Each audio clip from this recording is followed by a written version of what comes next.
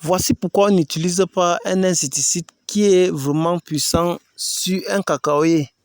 Vous savez, les insectes aident à la croissance du fleur. Et si on utilise l'insecticide, c'est juste parce que quand les insectes sont nombreux là, ils bouffent plutôt les fleurs et certains vont piquer les cabosses.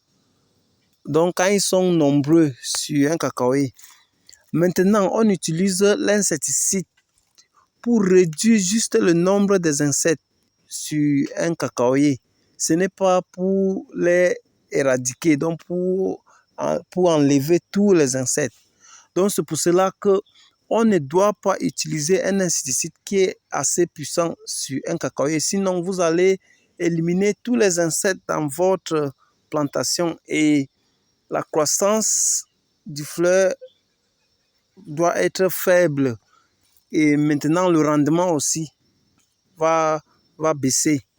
Donc, c'est pour ça. Donc, c'est pour ça qu'on n'utilise pas l'insecticide qui est assez puissant sur un cacaoyer.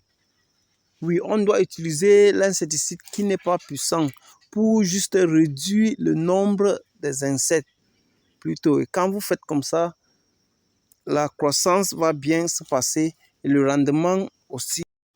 Dans notre prochaine vidéo, nous allons citer quelques insecticides qu'on peut utiliser sur le cacao et aussi comment les mesurer et comment les appliquer en fonction de saison ou en fonction des périodes. En observant aussi votre plantation.